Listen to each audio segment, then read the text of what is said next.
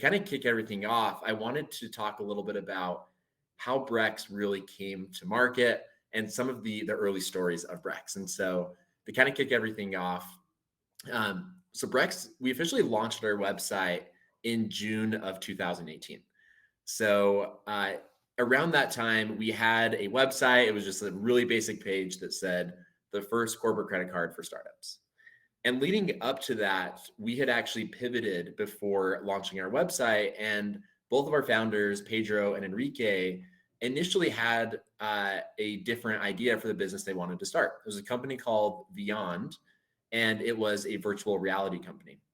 It was a good enough idea that they actually got accepted into Y Combinator, which, as many of you know, one of the best accelerators in the US, even in the world.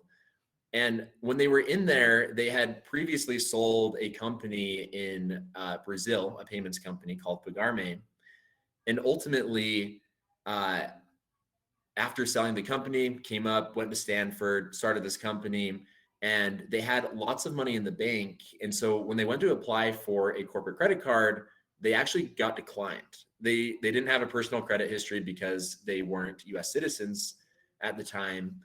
And they had this idea of pivoting and forming a company that actually was able to provide credit to startups. It's pretty interesting looking back at those days. They talked with all of their peers, tried to really make their first idea work before pivoting.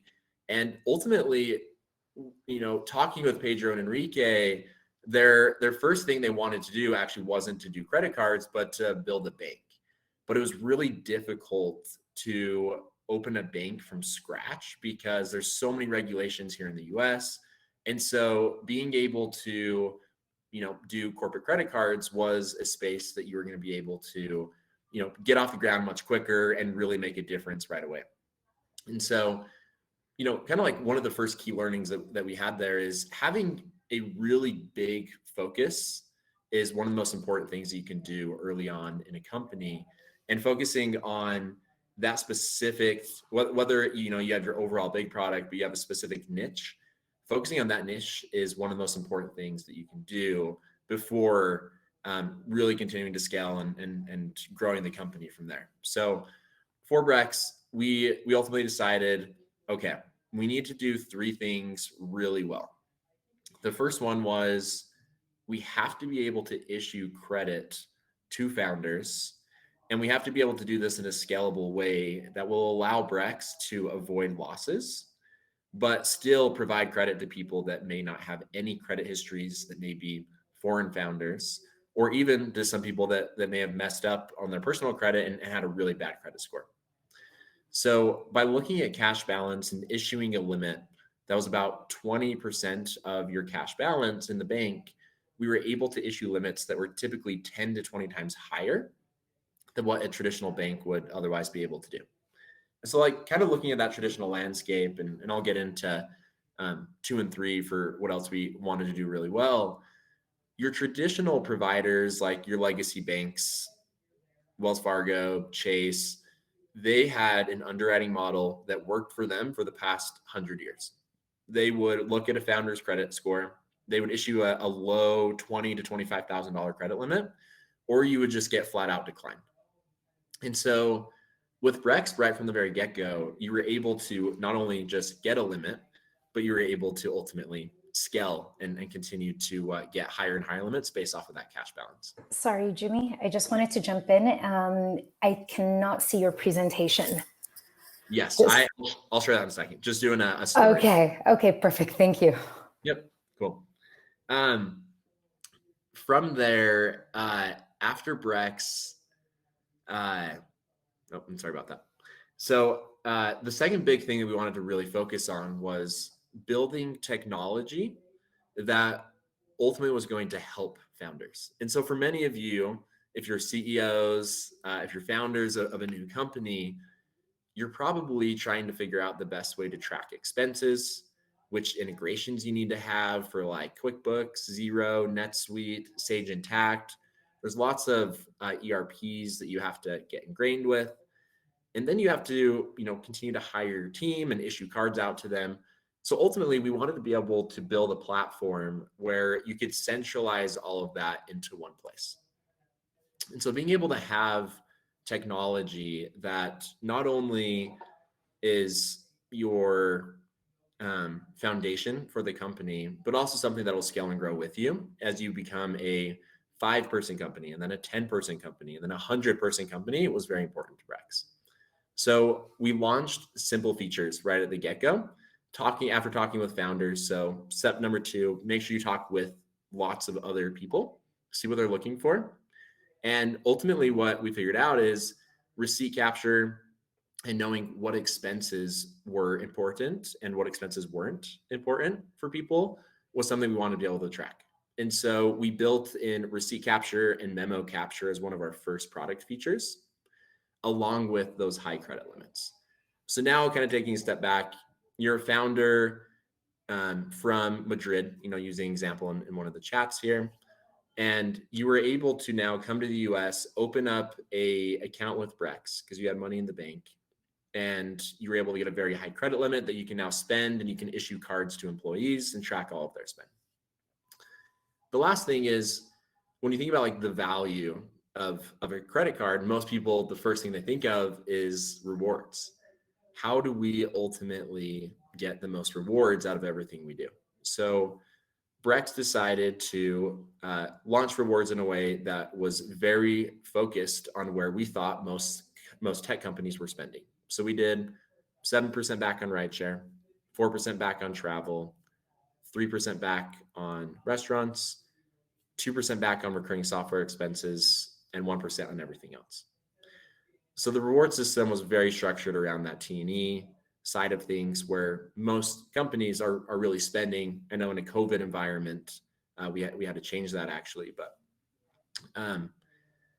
when I take a look at about how much more these companies were getting in rewards, and plus they were getting higher credit limits, plus they didn't have that personal guarantee, and they had the best technology, it turned into this product that was so simple for the founder to sign up and get approved for everything that they needed. So that's kind of the early story right there of how Brex first kind of came to market with our product, by doing good user research and focusing on a problem that we ourselves had in the early days, which was we couldn't qualify for a corporate card because both of our founders were from Brazil. I'm going to share my screen here just to kind of give you an idea. This is a snippet from our Series B pitch deck. And so when you look at the team that we kind of built along with other investors, one of the key learnings early on is making sure that you get the right people in the door right from the beginning was very important. So you can see here we had very good technology leadership with the founders, Enrique and Pedro.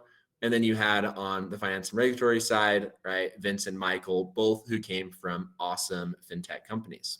Michael had an extensive background at JP Morgan. And then SoFi is your one-stop shop for consumer financing. And so, and then Vince, as we know, Stripe, Silicon Valley Bank, both big players in the same fintech space. So being able to build a leadership team is very, very crucial to continuing to really scale and grow your company there. And then you look over here on the right-hand side, many of you might recognize some of these names here. And so from a top technology and payments investor side of things, you have Y Combinator right from the very get-go, which is one of the most known accelerators. And then you have some really big names, Peter Thiel and Max Levchin, both part of that PayPal mafia. Getting them on board was, in our opinion, one of the big reasons why Brex was able to get so much attention early on. You also have the old CEO of Visa, Carl Pascala, and then you have John Elkin, and then the 3G Capital founders from Brazil. Taking that same approach and building the team is one thing, but then you have to figure out how to ultimately go to market. I'll share a few more slides here in a second around some of the things on that Series B pitch deck, but we had to figure out how to get our brand out there and how to get your name out there. And a lot of people ask us today, how much money did you spend on advertising? And how much did that event cost? And how did you know to budget that much money for that specific type of event? And ultimately, that's not always the right question. It's always easy looking back on this. What you should be asking is, if we do this right, what is the return that we actually are getting on these billboards?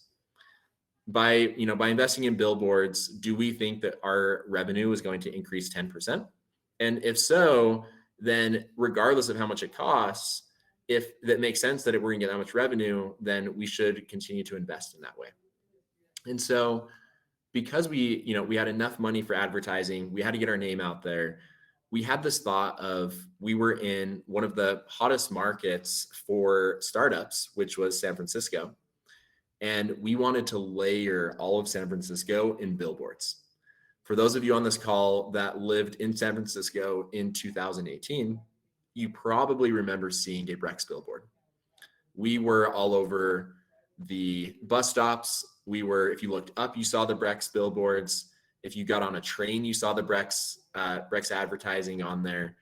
And really, over a few weeks, people knew what Brex was.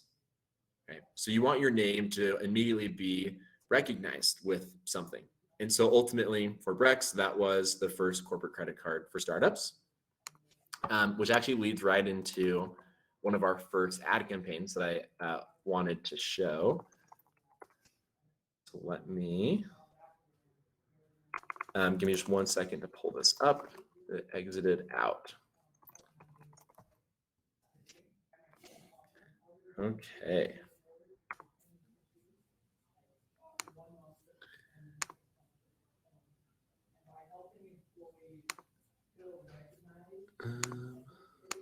Okay, here we are.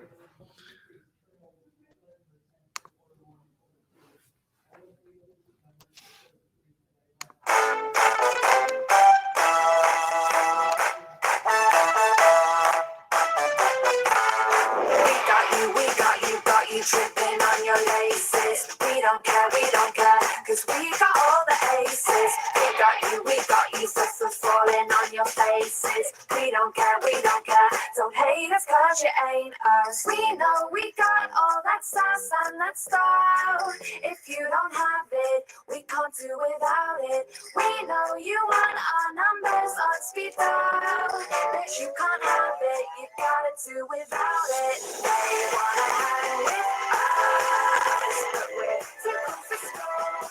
What you gonna do? All right. So after we launched the billboards and then we came out with the advertisement, we were able to start seeing the traction in the industry. If you were a startup, it seemed like, this is great, the first corporate credit card for startups. And it was something that really resonated with a lot of founders, because it wasn't just another company that was hopefully going to help you, but this idea of, being in a very, very niche market.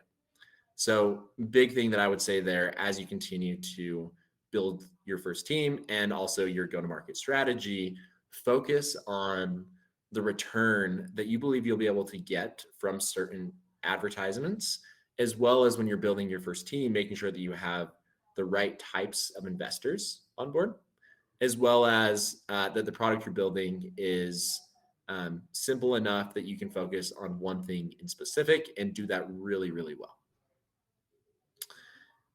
One of the things that I put in this is the first 50 people you hire at a company really will be the core foundation for the company. Some people may never get to 50 employees, right? And so I think for every company, this is different. So it kind of depends on the type of company you are, as well as your scalability. If you think that you're going to be able to truly have 6, 7, 800 employees at a company, then the 50 number is spot on. And especially as you continue to scale and grow there. If you believe that your company is more like a 10-person company and you want to try to be profitable as soon as possible, then it's a little bit different story, right? The founders in that scenario, or the first 5 employees, are the ones that ultimately end up kind of setting that culture and being able to scale that. So for how you build your first team, I get a lot of questions around, when should you hire, a head of sales? When should you hire a head of product? And, once again, it kind of depends on where you're at, but you should hire people as you find the right person for the role. So what I mean by that is, there have been multiple times within our organization, within Brex, where we didn't have an open role, but we found someone that would be the right fit for that role, even if they wouldn't be doing that exact job for months or even a year down the road. Because you want people in seat when it's the right time for them to be in seat, for sure. But if you can use them to still scale and grow the product before, you should do that. And so, as an example, within Brex, we ended up hiring our chief sales officer a few months before we ultimately launched our website. And we had hired 2 other people on the sales team before then to help scale our partnerships that were more ICs, and so more individual contributors. It's pretty important that you have the right types of ICs right off the bat. And so you generally want to look for people that, it's easy to say this now, right? But like, you want to find people that want to hustle, that want to be at a startup, that want to see that upside. And you really want to compensate them well, whether that's from a cash perspective or from an equity perspective. I once heard, talking with a few other founders, that being very generous with equity with your first 10 employees is probably one of the smartest decisions you could make, mainly because, most companies vest over a 4-year period. And so if you end up hiring someone and you're pretty generous with equity and they're not a good fit, then, maybe you would figure that out after a year, or, less than 2 years, or even after a few months, or maybe even they would see that themselves. But if they are a good fit, then they'll want to stay at the company long term because they're very invested in the company. And you could keep that same mentality for your first, 20 employees, for your first 50 employees, being a little more generous from an equity perspective, just to allow those employees to be as vested as possible in scaling and growing the company, which ultimately they are the ones that are seeing day in and day out what employees are going through. They're the ones doing the one-on-ones, and as a founder, you might not see all of the things that the employees and your frontline managers are able to see.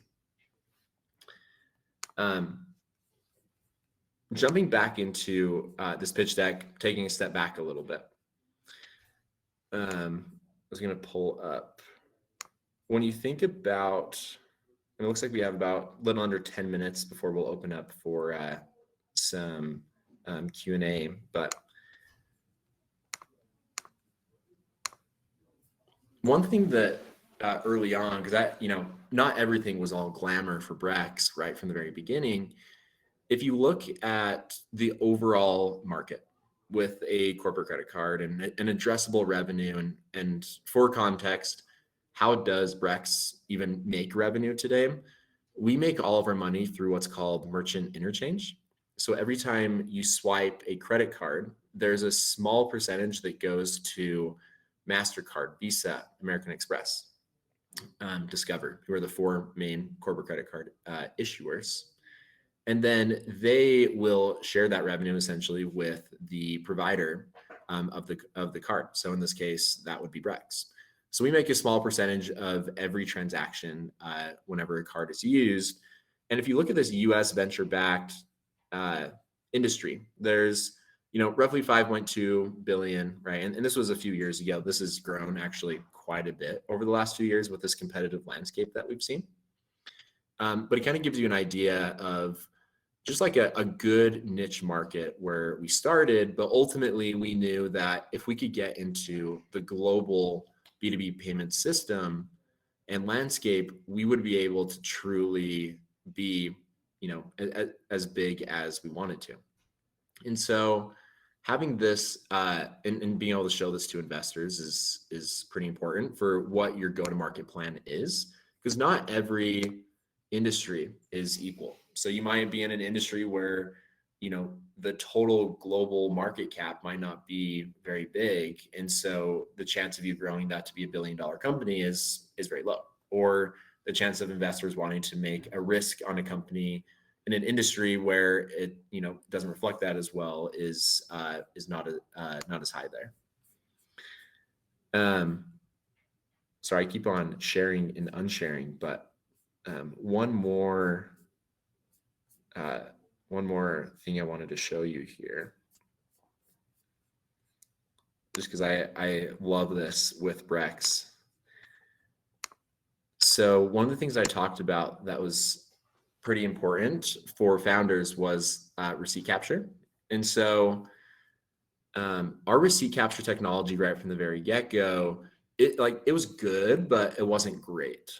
And so we came to market with a product that we definitely still had to work out some kinks. And it's definitely okay to do that. Not every company is able to, right from the very get-go, find perfect product market fit and have a product that's completely ready to go. And so we had gone through the winter 17 YC batch and didn't launch our website until June of 2018. And so we had a lot of time to ultimately build out the concept and the product and get some early customers and test things out.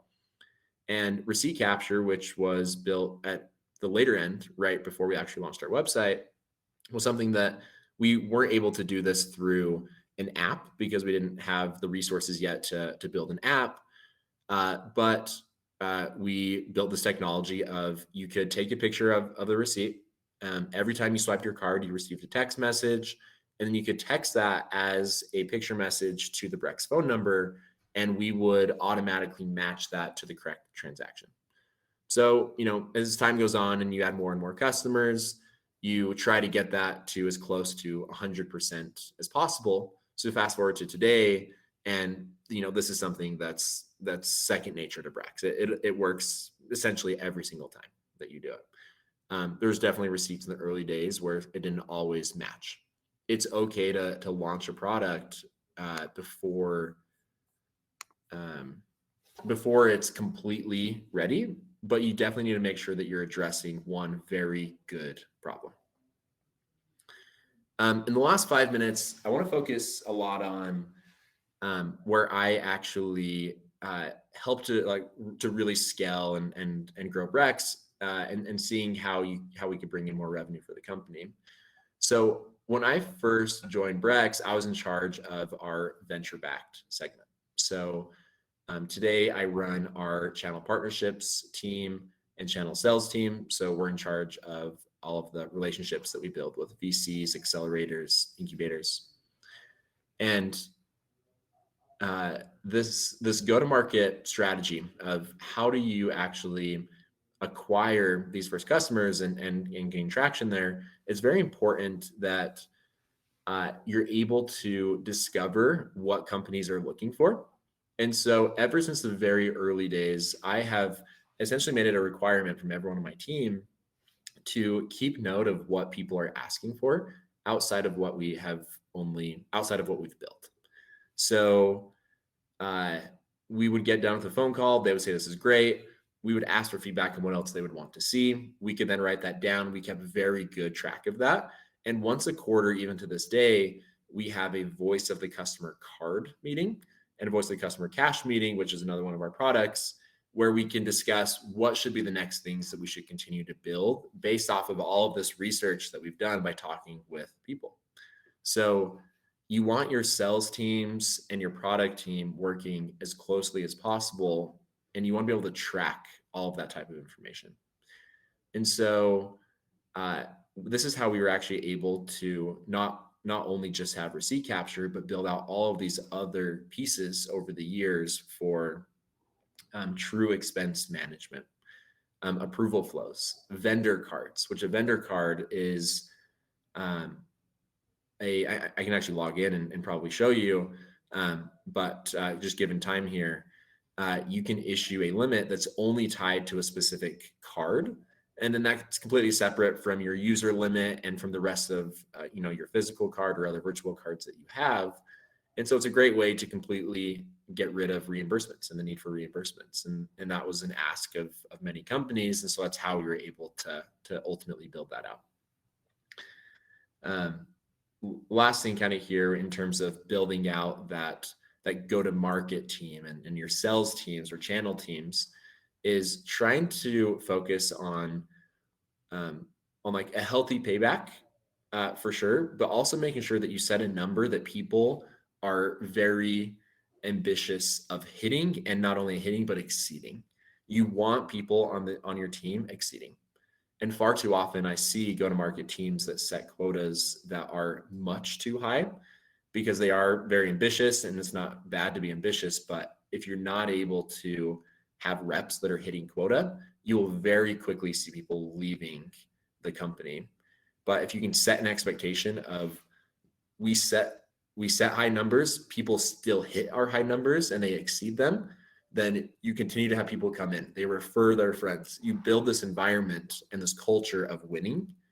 And it's probably one of the last things I would say there is that the core 50 or the core 10, depending on the size of company that you're in, you just really want to create that culture of winning and doing the very best that you can do there. So that's a lot that I had prepared today. I would love to answer as many questions as people have too. Thank you so much, Jimmy. That's so insightful. And thank you for sharing. Gives a whole different angle to the information that you're talking about, attaches it to visuals. I know you wanted to share something towards the end. You do have time if you still want to do that. So I'll open that up if you'd like to go ahead before we go into Q&A. Okay, absolutely. So let me log into my Brex dashboard. So for talk a lot about where Brex is. 50% is our engineers. And so we're very focused on driving our product and making this better and better. So on a monthly basis, if you're a Brex customer, you will see new features that come out. And so one of the things I wanted to show here is there's a concept in the industry where every person has one card. And that one card is used for flights, hotels, it's used for recurring software expenses, it's used for really like all of those expenses. With Brex, we created this concept of being able to have multiple cards. And you could also create a card that's specifically for AWS, that's specifically for Salesforce, for a specific vendor there. You could come down here. One thing that we do at Brex that's really cool is every Brex employee gets a $200 per month monthly stipend. And so it's my card here ending in 2989. It's a unique 16-digit card that I can add to Apple Pay, Samsung Pay, Google Pay. I can use on Amazon. You're able to issue these cards to your employees. It could even be like a one-time bonus type thing. Great job, great work this month. Dinner is on the company. I just issued you a $100 Brex card so you can go and buy dinner on us. So I think there's some really cool things that you can do and some good spiffs that you can build around Brex because of these types of features that we have.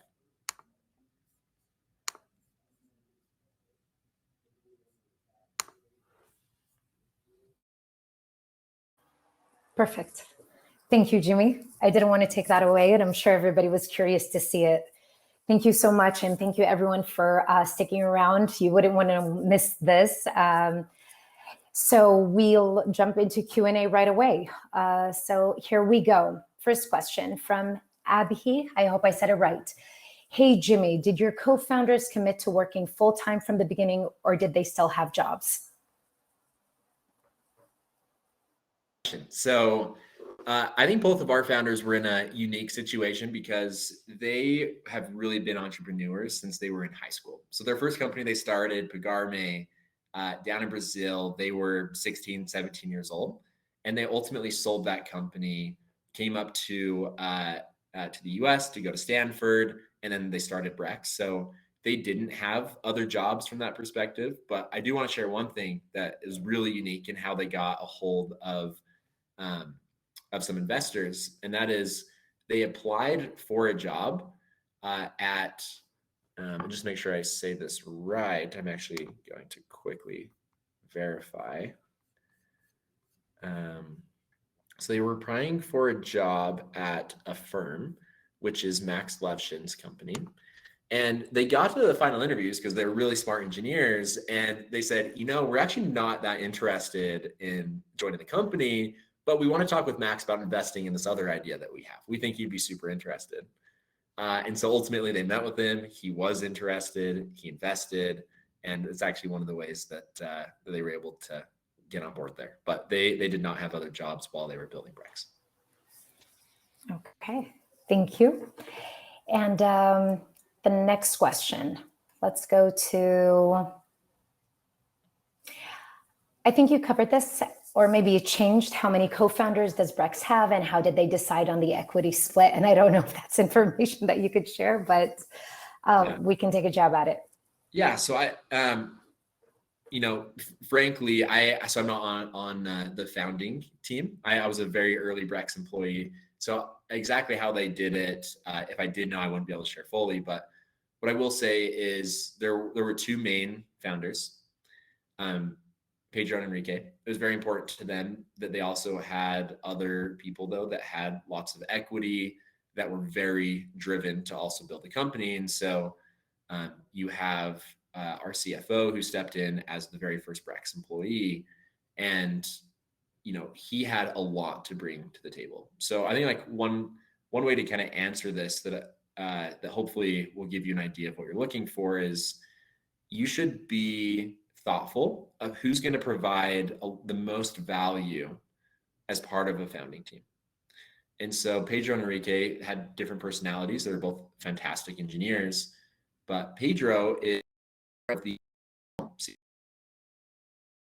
Enrique is so he does more of the investor relations and these types of meetings, and Pedro is more in line with the meetings internally and running the company internally there. And so I would just advise making sure that you have the right founding team by focusing on people's strengths and giving them equity so they continue to stay longer. Thank you, Jimmy. There's another question that we have, and okay, there's more questions that popped up, but does the Brex card have a white label option for any type of venture? A white label option for any type of venture. So not sure if they can expand a little bit more on that. Is this in regards to any company can get approved for Brex, or more so on when Brex approves certain types of charges? Okay, so Marty, you posted that question about 3 minutes ago about the white label. If you could please clarify on that, that would be great. Until then, we have another question. Interested in wires, are there any limits or thoughts you can share on international wires, such as those going to South America and Southeast Asia? Yeah, absolutely. So, we started as a corporate credit card company. We have since launched Brex Cash, which is a bank account replacement product. So Brex is a broker dealer. With that deposits account, we're able to offer free international wires, free domestic wires, free ACH payments, and free checks. And then there's no account minimums. So you can truly use this as the perfect operational account. So around the international wire piece, we support most every country that's not in any of like the OFAC regions.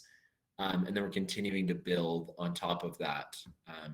Given that Brex isn't a bank, we work with our banking partners to ultimately make this seamless for all of our companies.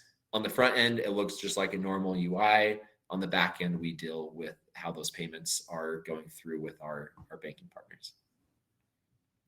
Thank you. And in terms of social media, what did Brex choose for social media and why? Yeah, great question there. So social media, especially nowadays, is extremely important. So there's a few different avenues here that you can go after, and you should definitely be a part of each of them. So we do have a social media team. Um, LinkedIn is very important. It's a new network that allows you to connect with people from all over the world. You can advertise on there, and there's really good content and great people. So we try to share as often as we can on there.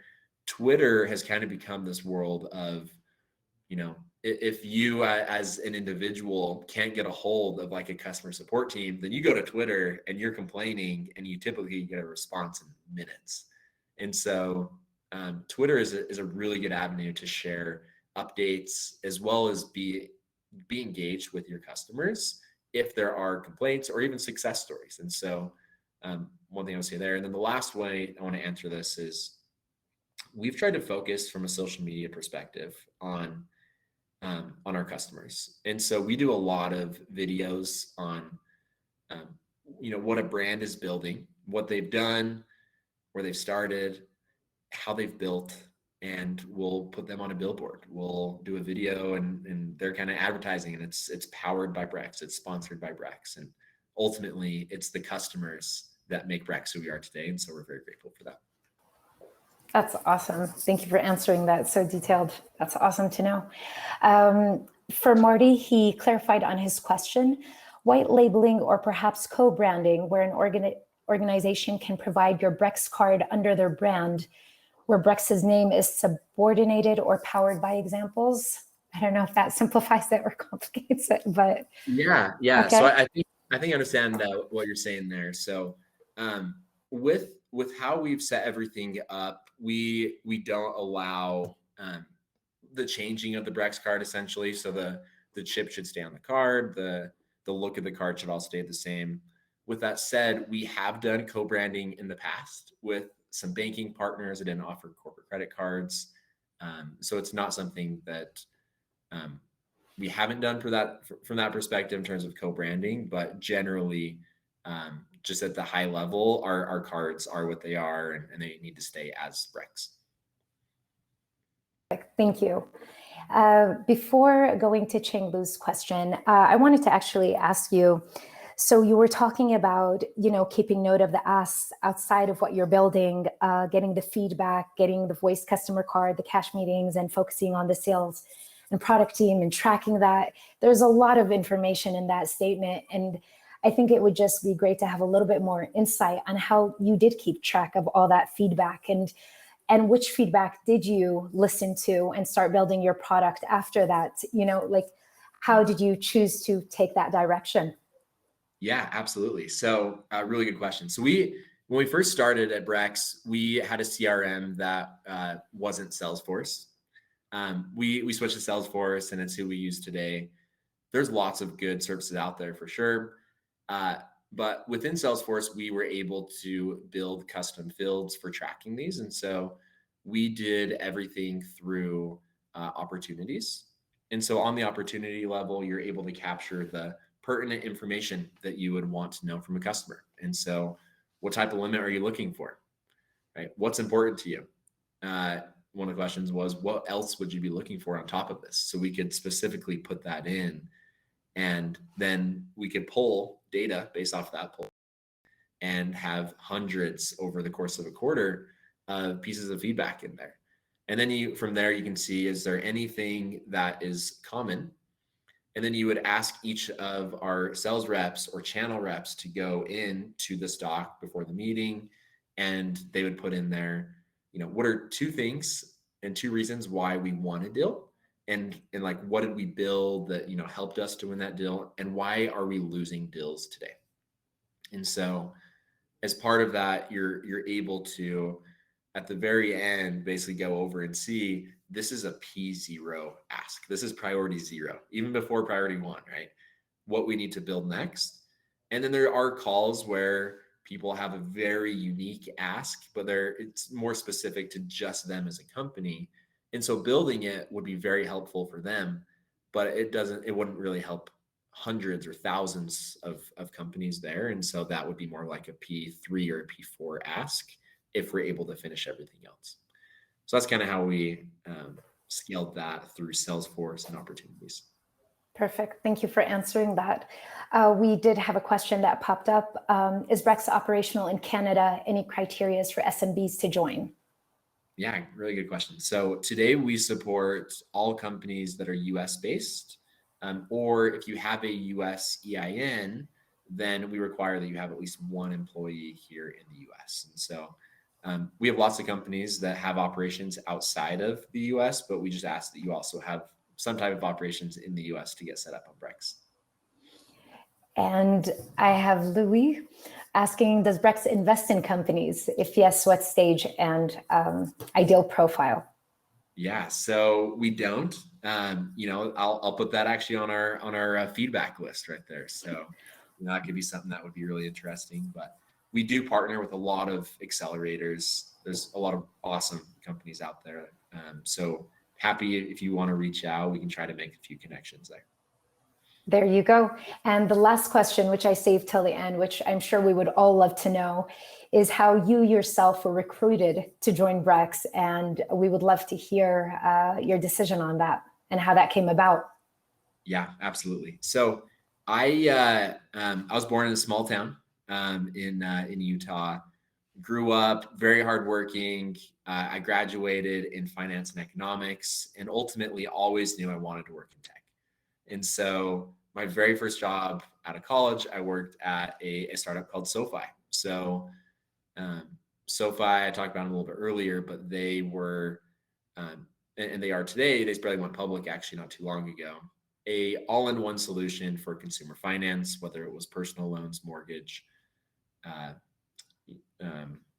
personal loans, student loans, mortgage, bank accounts, wealth management, investing, all of that.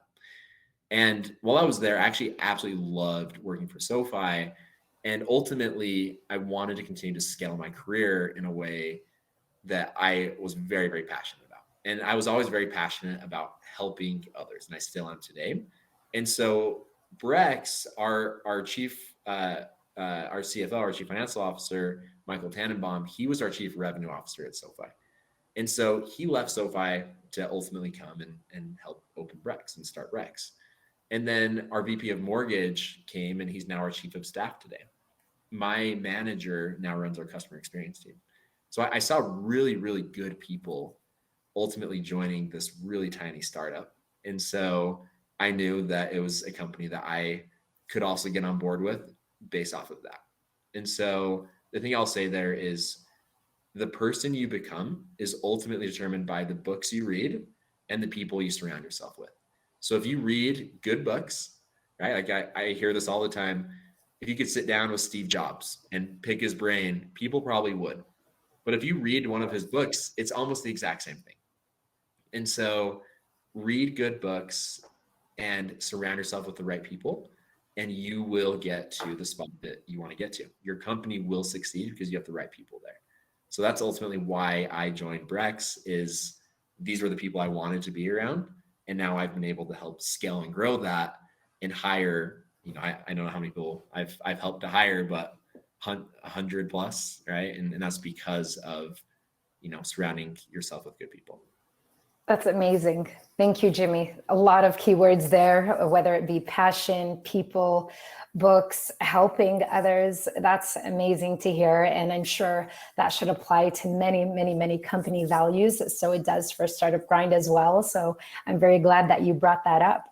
Thank you so much. It's been a pleasure to have you. Thank you, everyone, for sticking around. I know I'm sure a lot of people in the audience would like to connect with you. I did share Jimmy's Twitter handle.